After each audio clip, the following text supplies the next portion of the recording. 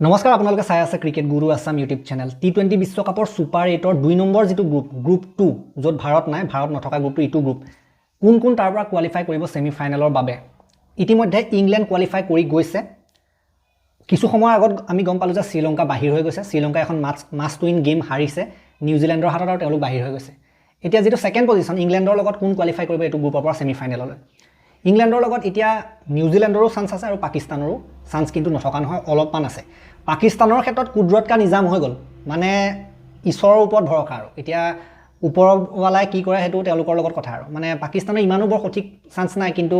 কেতিয়াবা হৈ যায় মিলি যায় কথাবিলাক কিন্তু এটো গ্ৰুপৰ পৰা এনেকুৱা লাগিছে যে নিউজিলেণ্ডৰ চান্সটো বৰ্তমান বেছি আছে নিচিনা লাগিছে নিউজিলেণ্ডৰ আৰু এখন খেলে বাকি আছে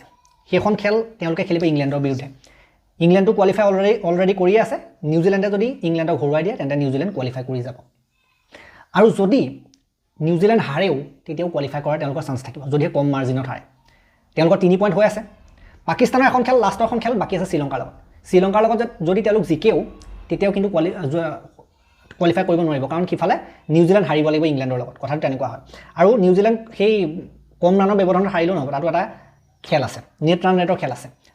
এতিয়া আপোনালোকে যদি এখন পইণ্টছ টেবুলখন চাই গ্ৰুপ 2 তাত ইংল্যান্ড কোৱালিফাই কৰি গৈছে 4 পইণ্টৰ সৈতে দুখনৰ ভিতৰত দুখন জিকে আৰু এখন খেল বাকি আছে এখন জিকিলেও হাৰিলেও তেওঁলোকে একো নাই নিউজিলেণ্ডৰ এখন খেল বাকি আছে এখন তেওঁলোক সিম্পলি জিকিলে কোৱালিফাই কৰি যাব হাৰিলেও তেওঁলোক কোৱালিফাই কৰাৰ চান্স থাকিব যদি কম মাৰ্জিনত হাৰে আৰু কিফালে পাকিস্তান অকমান কম মাৰ্জিনত জিকে তেনেকুৱা ধৰণৰ কথা থাকিব গতিকে পাকিস্তানে লাষ্টৰখন খেল যদি শ্ৰীলংকাৰ লগত জিকেও তেতিয়াও কিন্তু বহুত ভাল মাৰ্জিনত জিকিব লাগিব আৰু এফালেও নিউজিলেণ্ড হাৰিব লাগিব তেনেকুৱা ধৰণৰ কথা হয় আৰু বিগ মাৰ্জিনত হাৰিব লাগিব সো এই ক্ষেত্ৰত নিউজিলেণ্ডৰ চান্সটো বেছি ইংল্যাণ্ডৰ লগত কোৱালিফাই কৰাৰ ক্ষেত্ৰত আৰু আপোনালোকে যদি চাই ইয়াত এটা কথা আপোনালোকে দেখিবলৈ পাব পাকিস্তানৰ যেটো কোৱালিফিকেশন সিনাৰিও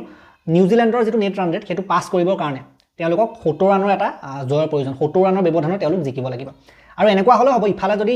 নিউজিলেণ্ড 20 ৰানৰ ব্যৱধানত ইংল্যাণ্ডৰ লগত হাৰে আৰু এফালে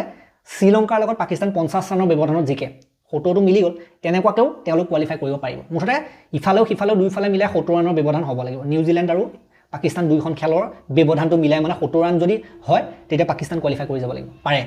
এতিয়া নিউজিলেণ্ডৰ কথাটো কি হ'ব নিউজিলেণ্ডৰ বহুত ভাল চান্স আছে তেওঁলোক জিকিলেটো ডাইৰেক্ট কোৱালিফাই জিকিলেটো ডাইৰেক্ট পাকিস্তান আউট কিন্তু হাৰিলে ৰান যেটো পইণ্ট হেতু সমান হৈ যাব পইণ্ট সমান হৈ গলে কি হ'ব তেতিয়া নেট ৰান ৰেটৰ কথা আহিব আৰু মানে কি হ'ব তেতিয়া হাৰিলেও কম মাৰ্জিনত যদি হাৰে তেতিয়া ইমান এফেক্ট নকৰিব পাকিস্তানে বহুত বেছি ব্যৱধানত জিকাটো এটা ইম্পৰ্টেন্ট কথা হ'ব বৰ্তমান সময়ত শ্ৰীলংকাকো কিন্তু ইমান বেছি ৰানৰ ব্যৱধানত হৰুৱাটো সহজ কথা নহয় নিউজিলেণ্ডে এটো কাম কৰি দিলে নিউজিলেণ্ডে হৰুৱালে কালি আমি দেখিবলৈ পালো বৰ প্ৰবলভাৱে হৰুৱালে গতিকে তেনে ধৰণে হৰুৱাব লাগিব গতিকে পাকিস্তানৰ এটা কিবা এটা আশা থাকিবও পাৰে কাৰণ যদি একেবাৰে বেষ্ট পাৰফৰমেন্স দিয়ে 70 ৰানৰ ব্যৱধানটো ইমান নহয় ইফালে যদি কেনেবাকে 20-30 ৰানৰ ব্যৱধানত ধৰক ইফালে নিউজিলেণ্ড হাৰি গল এওঁলোকে তেতিয়া এফালে 40 ৰানৰ ব্যৱধানত জিকিলেও হৈ যাব কথাটো তেনেকুৱা দুইফালে মিলি মুঠতে 70 ৰানৰ ব্যৱধানটো হ'ব লাগিব গতিকে হেতু পাক চক্ৰত সোমাই গৈছে বৰ্তমান পাকিস্তান এখন খেল যদি তেওঁলোক জিকিলে হলে ইংল্যাণ্ডৰ লগত যিখন ক্লোজ মেচ হৈছিল এখন খেল জিকা হলে পাকিস্তান কিন্তু গুচি যায় কিন্তু কপালত নাই এবাৰ এনেকুৱা লাগিছে যে নিউজিলেণ্ডৰ চান্স বেছি নিউজিলেণ্ডে কিন্তু এৰি দিব নিবিচাৰিব এখন খেল শ্ৰীলংকাৰ লগত তেওঁলোক যেনেকৈ খেলিলে হেতু দেখি এনেকুৱা লাগিছে যে